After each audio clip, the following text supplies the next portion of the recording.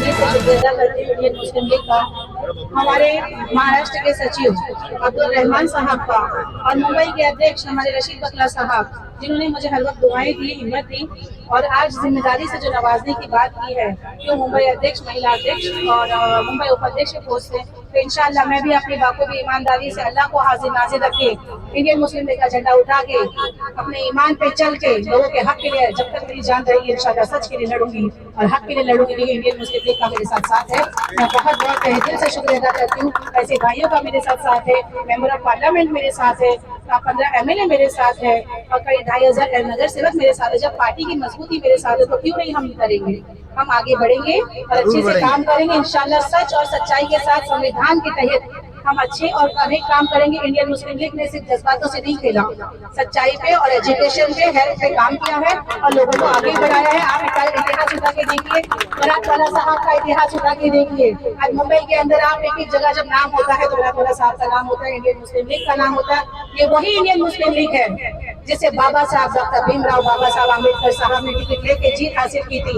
इंशाअल्लाह हम भी सच पर और हक पर और संविधान के तहत इंडियन मुस्लिम लीग का दामन थाम कर यहाँ मुंबई में वही परचम लहराएंगे जो कई सालों पहले लहराया गया था। मैं यही वादा करती हूँ, तहे दिल से शुक्रिया अदा करती हूँ। इंशाअल्लाह मैं पूरी ईमानदारी और सच्चाई के साथ इंडियन मुस्लिम लीग का हक से दामन थामूंगी और हक के लिए लड़ूंगी और संविधान के तहत लोगों के हक की सच्चाई के लिए लड़ती आई और लड़ती रहूंगी। नमस्कार, मैं हूं अंजन गोस्वामी और आप देख रहे हैं आपकी आवाज। इस वक्त मैं खड़ा हूं लगन रोड, जहां पर समाज सेविका रिजवाना आयशा खान ने लगातार 7 दिनों से भूख हड़ताल कर रही थी और उसी बीच उनकी जिस हाल से उनकी तबीयत खराब हो गया था, उन वजह से उनको हॉस्पिटल जाना पड़ा, मगर उन्होंने अपने जान को ना परवाह करते हुए भी उन्होंने फिर से लगन रोड में आकर बैठी। पर यहाँ के जो लोग हैं और महाराष्ट्र के सचिव अब्दुल रहमान जी यहाँ पर आए हुए, इनकी हालत को देखते हुए उन्होंने बोले कि आपकी तबीयत बिगड़ती जा रही है, आप जैसे लोग, आप जैसी महिला हमारे पार्टी में जरूरत है, और यह कहकर उनको मुंबई की अध्यक्ष बनाया गया है। अब्दुल रहमान जी से हम कुछ सवाल पूछेंगे। इससे पहले हम जानना चाहते हैं रिजवाना जी जो आज उनको पद मिला, आज उन्होंने इतनी ताकत उठाई, एक महिला होकर शर्म आते हैं ऐसे नेता पर जिस क्षेत्र के विधायक है असलम शेख जी, जिन्होंने माननीय के बड़े बड़े दावे और वादे किए थे, पर उस दावा से निखारा गया।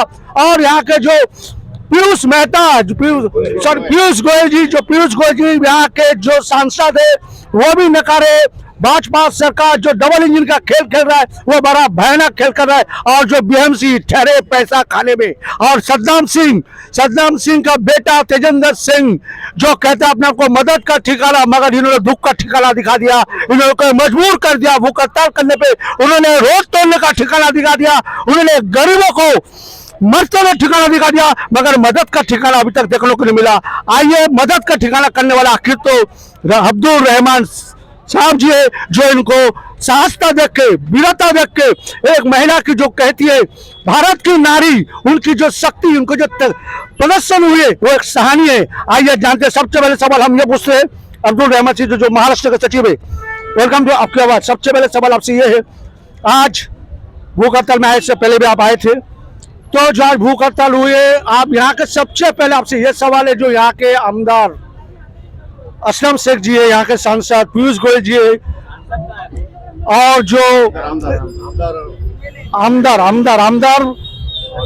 असलम शेख जी और सांसद पीयूष गोयल जी और महाराष्ट्र के महासचिव विनोद सेलर जी, जो अभी तक देखने नहीं आए हैं, जो एक महिला भूख हड़ताल पर बैठी है माननीय के आवाम के लिए, जो रास्ता बंद कर दिया था, जो माननीय के पूरे माननीय में एक ही रास्ता है और कहीं जाने का रोड नहीं है, ना कोई रोड बना, सिर्फ नारियल तोड़ते गए, अभी तक कोई काम होते नहीं गया। इसके बारे में आप कहने क्या चाहिए?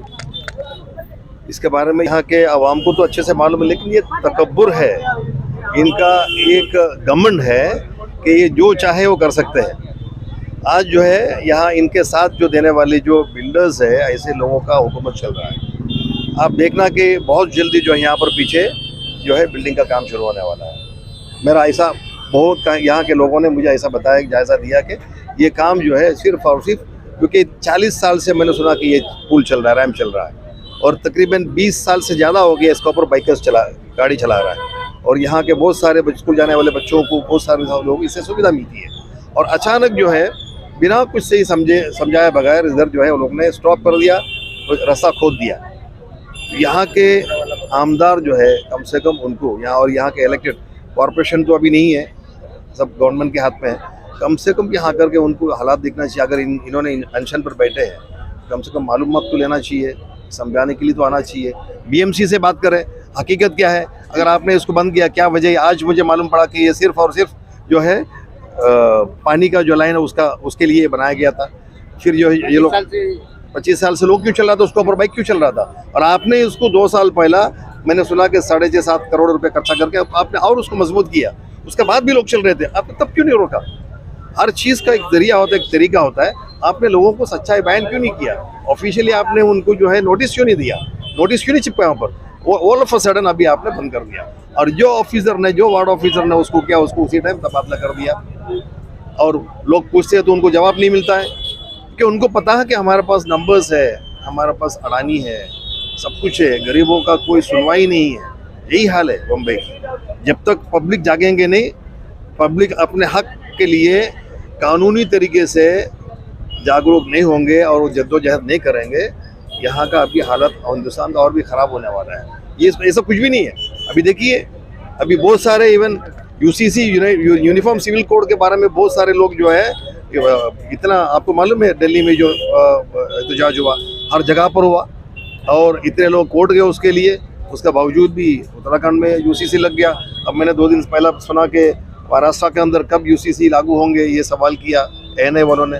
तो शिंदे जी ने कहा कि बहुत जल्दी हम तीनों बैठने वाले हैं, बैठ करके फैसला करेंगे। तो जो लोगों ने, मैं उनसे सवाल करना चाहता हूँ, उनका ज़मीर से सवाल करना चाहता हूँ, जो लोगों ने इस इलेक्शन में, उसमें मुसलमान भी है, क्रिश्चियंस भी है, बाकी लोग भी है, वो लोगों ने, जिन लोगों ने ये गुट को साथ दिया वोट देकर, अब छोटे से आप कहते हैं कि लोगों को क्या बता रहे हैं, हमारा काम हो रहा है, छोटा सा आपका काम होकर के बड़ा सा नुकसान आप काम को देने जा रहा है। उसका जवाबदेही आपको होगा, आप लोगों को जवाब देना पड़ेगा। खामोशी का आपको पब्लिक को जवाब देना पड़ेगा। ऐसा ना हो कि जैसा श्रीलंका में हुआ था वैसा यहाँ पर हो जाए। जमहूरी तरीके से लोगों को अपने हक जान करके आगे आना चाहिए और उस सिस्टम के हिसाब से काम करना चाहिए। जब तक आप इनको समझ करके, लीडरशिप आप समझते नहीं है, सियासत आजू बाजू में कुछ हो तो समझते नहीं, लेकिन आपको अपना हक जानना पड़ेगा। आपका हक को जान करके आपको, आपका कानून के हिसाब से आपको आगे आकर के अपनी लड़ाई खुद लड़ना पड़ेगा, तब जाकर के इसमें बदलाव होगा। एक बदलाव के लिए लोगों को संघर्ष करना पड़ेगा, जैसा इस औरत ने, इस वनिता ने, इस वुमन ने जो पूरे मलेगांव के, सॉरी, मलोनी के लोगों के लिए संघर्ष किया। इस संघर्ष का जो एक जज्बा आप में पैदा करना पड़ेगा, जब जाकर के ये हालात बदलेंगे। नहीं तो ये हालात नहीं बदलेंगे। सब लोग सोते रहो आराम से और जागते रहो। ये जो देंगे कल, आज आपका खाने के ऊपर सवाल है, पहनने के ऊपर सवाल है, आपके अजान के ऊपर सवाल है, और जो है अभी नमाज के ऊपर भी सवाल होंगे। कुछ जगह पर जो है बुर्का बांट करके लोगों का जो है बाबाई लिया जा रहा है, कल मुसल्ला भी देंगे, वो भी ले लीजिए, तस्बीह भी देंगे, वो भी ले लीजिए, और ये इनका हाँ में वहाँ मिला करके चलते रहिए। आपसे ये भी सवाल है, भाजपा का एक हमेशा मुद्दा रहा है, हर चीज में कभी भी मुद्दा रहा, हिंदू मुस्लिम ये हमेशा एक मुद्दा रहता है। तो आप ये कहना चाहिए, आज देखिए रिजवाना जी, उसने ये नहीं देखा जो जितने बाइकर्स लोग जाते, जितने लोग जाते चाहते, उसमें हिंदू है, मुस्लिम है, सिख है, ईसाई है, उसने ये विचार नहीं किया हम यहाँ से कौन जा रहा है, हिंदू जा रहा है या मुस्लिम जा रहा है। उन्होंने निस्वार्थ भावना से सारे पब्लिक के लिए, आम लोगों के लिए उन्होंने वो हड़ताल की। इसके बारे में आप कहना क्या चाहेंगे?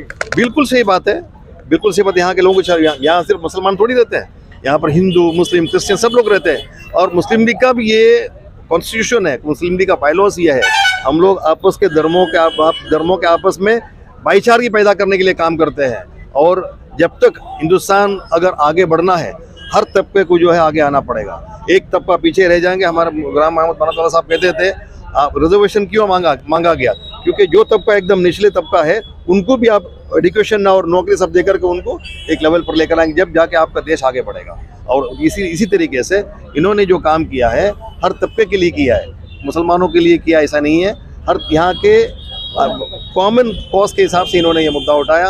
और यहाँ के जो आमदार और खासदार है उनको ये चीज़ का जायज़ा लेना चाहिए था, इनको साथ देना चाहिए था। कम से कम 7 दिन इनके साथ में कुछ हो जाता तो कौन जिम्मेदार? इन्होंने तो जज्बात में चलो बैठ गया अनशन के ऊपर, 7 दिन हो गया, कुछ हो जाते इनको क्या होता? यहाँ लॉ एंड ऑर्डर सिचुएशन खराब हो सकता है। इतना भी उनका भी उसको परवाह नहीं है, उनको कोई चीज़ का परवाह नहीं है। ये आप लोग को समझना चाहिए आगे के लिए। आपसे आखिरी सवाल ये है कि आपने ये कब तय किया कि रिजवाना इशा खान जी को मुंबई का अध्यक्ष बनाया जाए? आप किस बेस पे उनका मुंबई का अध्यक्ष बनाया? क्या ये भूख हड़ताल के लिए बनाया, चाहे उनका कार्य को देखते हुए बनाया? भूख हड़ताल इनका हिम्मत देख करके बनाया, इनका जो जज्बा है और इनका अंदर जो जो एक ईमानदारी है, मैंने देखा 7 दिन में अभी कई मरतबा एवरी डे मैं इनसे कम्युनिकेशन में हूँ। हर रोज़ जो है इनके सुबह दोपहर शाम मैं इनका जायज़ा लेता हूँ क्या कर रहा है करके। मैंने कहा भी इनसे तोड़ दो, आज भी कहा कि अनशन तोड़ दो, बोला नहीं, मैंने जो मुद्दा उठाया है, जो काम शुरू किया उसको जो है मैं हासिल करके रहूँगी करके। इसीलिए बम्बई से जो है 2 घंटा ट्रैवल करके हम लोग यहाँ पर आए और इनका ईमानदारी और जज्बा और हिम्मत देख करके मैंने इनको मुंबई का महिला अध्यक्ष बनाया। और साथ साथ में इनको ऐसा नहीं लगा कि मैं महिला विभाग में रह जाऊँगी, इसलिए इनको मुंबई का वाइस प्रेसिडेंट भी बनाया, क्योंकि लोगों के साथ में जाकर के बेदार करना चाहिए। इस तरीके से आज के वक्त में अगर आपको हक चाहिए, इस तरीके से जद्दोजहद करना पड़ेगा, लड़ना पड़ेगा, कानूनी लड़ाई लड़ना पड़ेगा, तब जाकर के। और ये यहाँ पर ख़त्म नहीं होता। हम लोग इंशाल्लाह बहुत जल्दी PIL और बाकी कानूनी तरीके से इसको कोर्ट में मिल जाएंगे। जिन लोगों ने अगर उनको आखिरी में किस वजह से वो लोग ने ये काम रोका है, लोगों का जाना आना जाना रोका है, उनको कोर्ट में इसका जवाब देना पड़ेगा। आपसे ये सवाल है कि आज आपकी भूख हड़ताल समाप्त हुई क्योंकि आपकी तबीयत जिस तरह से बिगड़ चुकी थी, इन्होंने देखा कि आपकी तबीयत बिगड़ते जा रही है। इन लोगों का मांग है कि आप चाहिए, भले ब्रिज बने ना बने, मगर आप जैसे लोग अगर रहेंगे तो शायद देश का कुछ कल्याण हो सकता है, मगर आप जैसे नेता अगर नहीं रहेंगे तो शायद देश की कल्याण नहीं होगा। आज आपको इतनी बड़ी पद दिए, मुंबई का अध्यक्ष पद, महासचिव, आपको कैसा महसूस हो रहा है? क्या कहना चाहेंगे हमारी जनता को? देखिए, मैं सबसे पहले मेरे मलाड मालवानी की जो जिम्मेदार है उनका शुक्रिया अदा करूंगी, जिन्होंने मेरी फ़िक्र दिखाई और फ़िक्र दिखा के ये कहा। उन्होंने काफ़ी दुआएं की जब मैं हॉस्पिटल में थी, तो इतनी दुआएं की कि आज मैं उठ के उनके सामने खड़ी हूँ। और यही दुआओं का नतीजा होता है। काम तो इंसान करता है, साथ में दुआएं भी होना चाहिए। और साथ ही साथ हमारे इंडियन यूनियन मुस्लिम लीग के जो हमारे अब्दुल रहमान साहब ने जो सोचा है, समझा है कि मुझे मुंबई का अध्यक्ष दिया और वाइस प्रेसिडेंट दिया है, तो मैं बाखूबी अपनी ईमानदारी से जैसे काम करती थी पहले, वैसे ही मैं करूँगी और हक़ के लिए लड़ूंगी। जैसे आज लोगों ने ये मुझ पे उम्मीद जताई है कि मुझे और भी कहीं अच्छे काम करने हैं, अल्लाह ने ये ज़िंदगी दी है तो कुछ काम मेरे ऐसे बाकी है तो वो करने हैं, इसीलिए लोगों ने कसम दे के मुझे यहाँ से उठाया। इंशाअल्लाह मैं बाखूबी मेरे लोगों के लिए काम करूँगी। जैसे मेरी जद्दोजहद चलती थी वैसे चलती रहेगी और मेरी पार्टी का मुझे साथ रहेगा और इंशाल्लाह पूरी ईमानदारी के संविधान के तहत पूरे लोगों के हक़ के लिए लड़ूंगी। और ये जो लड़ाई है ये अभी ख़त्म नहीं हुई है, इसको कोर्ट में हम लेके जाएंगे। जो लोगों ने गलत किया है उसको अंजाम तक हम पहुँचाएंगे। अभी आज आपको पद मिलने जा रहे हैं, आपको लेटर मिलने जा रहे हैं। अगर लेटर मिलने के बाद सबसे पहले आपको कदम क्या रहेगा? आप देखते जाइए न्यूज़ के माध्यम से, जो लोगों की सुविधा है, जो सुविधाएं नहीं दी जाती, जो उनका हक छीना गया है, उस पर मुस्लिम लीग काम करेगी। और मुस्लिम लीग का काम आप देखिए, उसके बाद आपको पता चलेगा आपके न्यूज़ के माध्यम से। सुन रहे थे अभी तक रिजवाना आयशा खान जी की जुबानी और अब्दुल रहमान जी। आइए आपसे भी कुछ सवाल है। आज रिजवाना आयशा जी इतने 7 दिनों से लगातार उन्होंने भूख हड़ताल की है। जंग इनका यहाँ खत्म नहीं होता, जंग इनका यहाँ से शुरू होती है। यहाँ से इनकी हौसला और बुलंद होती है। इनको इतना पता है कि यहाँ पर घूसखोर नेता और घूसखोर BMC के साथ किस तरह से टक्कर लेना है। और ये रिजवाना खान जी, इसको अच्छी तरह से पता चला। आप रिजवाना आयशा खान जी के बारे में क्या कहना चाहेंगे? आगे वो किस तरह से चढ़ बढ़ कर काम करेंगे? देखो, अस्सलाम वालेकुम रहमतुल्लाहि बरकातहू। देखो भाई, हमारी रिजवाना आपा जो है आज से नहीं लड़ाई लड़ रही है, काफ़ी टाइम से लड़ाई लड़ रही है। और मालोनी को आज बस के 50 साल हो गया है। हम लोग इधर ही पैदा हुए हैं, इधर ही रहते हैं। इसके पीछे जितनी भी बस्तियां हैं, चारकोप हुआ, गुराई हुआ, गणेश नगर हुआ, एकता नगर हुआ, भवेकर नगर हुआ, ये इससे पीछे बसी हुई बस्ती है। चारों तरफ जो है रोड निकल गया है, लेकिन हमारी मालूनी 50 साल से बसी हुई है। उसको एक रोड ने अपना जो है चंद्रकांत गोसालिया जी ने दिया था, वो भी पब्लिक के लिए चलने के लिए, बाई करके भी दिए गए थे, उस पर चल रहे थे। 35 साल से लोग यहाँ जो है चल रहे थे। इस रोड से फ़ायदा लोगों को, गरीबों लोग, आज 4 लाख लोग जो इधर चलते हैं, 2-4 लाख डेली यहाँ से लोग जाते हैं आते हैं। और यहाँ 4 आदमी जो है मिलके जो है ये रोड को जो है बंद कर दिया है। और मालूनी की जनता को जो है ये लड़ाई खुद लड़ना है, ये बाहर नहीं निकलेगी। तो आज एक रोड बंद किया गया है, बाकी आगे और भी कुछ कदम उठा सकते हैं। अपनी लड़ाई मालूनी की जनता को खुद लड़ना है। मैं यही छोटी सी बात कहना चाहता हूँ, आप लोग को ये लड़ाई खुद लड़ो और आप रिजवाना आपा का साथ दो। आपसे एक सवाल और खड़ा होता है, यहाँ पर और एक सवाल खड़ा होता है। तेजेंद्र सिंह का कहना है कि हमने इसलिए ब्रिज बंद करवा रहा है क्योंकि मालूनी के ज्यादातर लोग चोर है, चैन छिनतबाज है। यहाँ पर वोटर बाइक वगैरह में जाते हैं चैन छिनताई करते हैं, एक्सीडेंट वगैरह करता है। इसीलिए हम रोड को बंद कराने के लिए कोशिश कर रहे हैं और उसके लिए ताकि लोग यहाँ से सिर्फ पैदल चले, क्योंकि बाइकर्स लोग यहाँ पर चोर लोग जितने माननीय के लोग हैं सारे लोग चोर है, सारे लोग गुंडा है। इसके लिए उनको अलग करने की कोशिश कर रहे हैं। इसके बारे में आप कहना क्या चाहेंगे? सबसे पहली चीज वो नीच जात का जो भी अगर कोई कमीना ऐसा कहता है कि मालवनी की जनता चोर है, मालवनी की जनता ऐसी है और इस तरीके से लुटेरी है या गंदी है, सबसे पहली चीज भारत का संविधान भी है, कॉन्स्टिट्यूशन भी है, भारत का आइन भी है। क्या वहाँ के लॉ एंड ऑर्डर नहीं समझता है? वहाँ के सीनियर पीआई को नहीं समझता है? अगर ये शब्दों का अगर वो लोग इस्तेमाल करते हैं क्या चोर है ये है, तो ये मेरा जन्म स्थान भी है, कर्म स्थान भी है। और जो कोई बोलता है तो वो मैं उसके लिए बहुत गंदे गंदे अल्फाज यूज़ कर सकता हूँ, लेकिन मैं भी है ना भारत के संविधान को, आइन को समझते हुए सबसे पहली चीज़ अपनी बात को खामोशी के साथ यहीं पे इख्तिताम करता हूँ, रोकता हूँ। लेकिन सबसे बड़ी बात ये आ रही है कि रिजवाना खान साहिबा जो खिदमत खल्क का जज्बा रखते हुए जो आगे बढ़ी, ये इन्होंने ये नहीं देखा कि भाई वो जाने वाला करोड़पति है, अरबोपति है, या गरीब है, या अमीर है, या मतलब है ना अपर जाति का है या निचली जाति का है, या कैसा है। मालवनी के हर एक मुसलमान, हिंदू, सिख, ईसाई के लिए वो औरतें लड़ी, उनके लिए बैठी रात भर है ना, पूरे मच्छरों के अंदर, डेंगू मच्छर के अंदर, सर्दी के अंदर, ठंडी के अंदर, धूप के अंदर, भूख प्यास से लड़ते हुए एक अनाज का दाना अब तक के बराबर से खाया नहीं है उन्होंने। और वो भी सर यहाँ पर आ गए, वो भी रिक्वेस्ट किए लोगों ने, यहाँ की जनता के लोगों ने रिक्वेस्ट किए, तो जब कहीं जाके हमने ज़बरदस्ती इनका अनशन तोड़वाया, क्योंकि उन लोगों ने तो पूरी तरीके से ठान लिया था, एडमिनिस्ट्रेशन के लोगों ने, इनकी किडनी फेल हो, हार्ट फेल हो, यहाँ पर पूरी तरीके से हंगामा बरपा हो। लेकिन हमने सिर्फ बताया कि नहीं, हमको ऐसा लीडर, यहाँ की जनता ने ये बताया कि इनको ऐसा लीडर चाहिए कि जो इनके हक की, हित की आवाज़ उठा सके। और जो लोग चोर चमार कह रहे हैं वो खुद ही वो चोर है, लुटेरे है, डाकू है, वो खुद अपने गिरफ्तार में ढाके। अब तक के कहीं कोई जानता नहीं था। मालवनी की जनता को कोई चोर कहेगा तो मैं ये सीधी तौर पर ये कहूँगा, खास तौर से सीनियर पीआई साहब को भी, कि ऑनरेबल सीनियर साहब से भी ये कहूँगा कि कृपया ये इस चीज़ को पूरी तरीके से समझे। मालवनी की सारी जनता को चोर कहने वाले आदमी को पूरी तरीके से भारत के संविधान की धाराओं के दायरे के अंदर लेते हुए उस पर कड़ी कार्रवाई करे। कोई भी व्यक्ति ऐसा नहीं कह सकता, कोई कह नहीं सकता कि पूरी, अरे तुम्हारा लॉ एंड ऑर्डर किधर गया, पुलिस विभाग किधर गई? पुलिस वहाँ की क्या पैसे लेने के लिए, सिर्फ है ना पगार लेने के लिए बैठी है? हाँ, वहाँ का लॉ एंड ऑर्डर को सही तरीके से मेंटेन करने की जिम्मेदारी यही है। बस यही कहूँगा, हमको मिटा सके ये ज़माने में दम नहीं। रिजवाना खान साहब का यही कहना है कि हमको मिटा सके ये ज़माने में दम नहीं, हमसे है ज़माना, हम ज़माने से किसी से कम नहीं। और यही मुद्दई लाख बुरा चाहे तो क्या होता है, वही होता है जो मंजूर खुदा होता है। यही उनका ये कहना है कि मैं जनता के लिए, मालवनी की जनता की आवाज़ बनते रहूँगी, उठाते रहूँगी, लड़ते रहूँगी, संघर्ष करते रहूँगी। जिस तरीके से हमारे राष्ट्रपिता मोहनदास करमचंद गांधी जी ने जिस तरीके से आंदोलन किया था, उनके नक्शे कदम पर चलूंगी। जिस तरीके से विश्व रत्न, भारत रत्न डॉक्टर भीमराव बाबा साहब अम्बेडकर ने संविधान लिखा था, अब तक के हाथ में ही संविधान था इनके, उसके अनुसार यहाँ तक के फंडामेंटल राइट जितने भी है उसके अंतर्गत जो भी हो सकेगा मैं भरपूर तरीके से लड़ूंगी। और सबसे पहली चीज़, सर का उनको भरपूर तरीके से साथ मिला। अगर सर नहीं आते तो ये अनशन तोड़ने वाले नहीं थे। सर मैं आपसे फिर से थैंक यू कह रहा हूँ। हम 4 दिन से लगातार कह रहे थे, 4 दिन से कुछ खा लो पी लो, लेकिन हॉस्पिटल में जाकर उन लोगों ने पूरी तरीके से एडमिट भी करवा दिया। हमने बहुत ज़्यादा लोगों ने समझाया, यहाँ की लेडीज़ ने।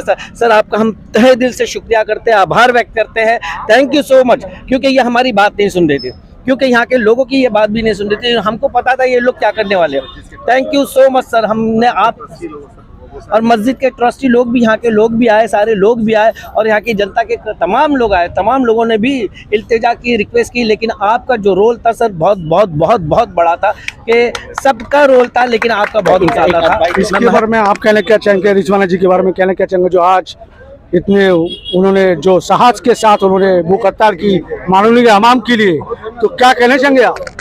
अस्सलाम वालेकुम रहमतुल्लाहि व बरकातहू।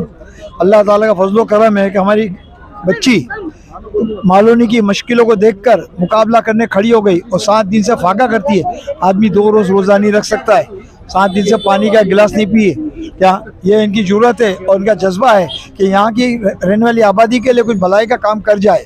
और सिर्फ इनकी यही कुव्वत को देख के, इनकी यही हिम्मत को देख के हम लोगों ने फैसला किया कि उनको बड़े से बड़ा दर्जा दिया जाए और मालवनी के लिए भलाई के बढ़ चढ़ के काम करे।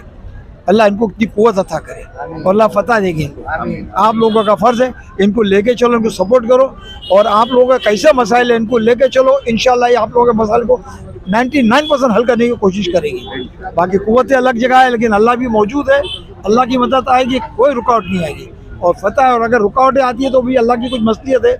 कुछ लोग जो बोलते हैं कि भाई वो ऐसे है वैसे, उनको कहने दो, हमें हमारा काम करते रहना, हमको राह इलाही पे चलना है और सही रास्ते में चलेंगे हम इंशाल्लाह फतह पे है और गैबी मदद आएगी क्योंकि ये इंसानियत के लिए काम करेगी, खाली मुसलमान के लिए नहीं करेगी। यहाँ पर हिंदू मुस्लिम सिख ईसाई हर मज़हब सारे लोगों के लिए काम कर रहे हर किसी के, यहाँ मालूम है गरीब अमीर सब रहते हैं। ये अगर ये और लोग बाहर निकल भी नहीं रहे, 10-15 हज़ार आदमी बाहर है, मैं तो समझता हूँ ये 1 लाख के बराबर है। कुछ लोग दबे हुए डरते हैं कि अगर हम कुछ बोलेंगे तो हमारे घर तोड़वा देंगे, तो उनसे डर के लोग बैठे हुए।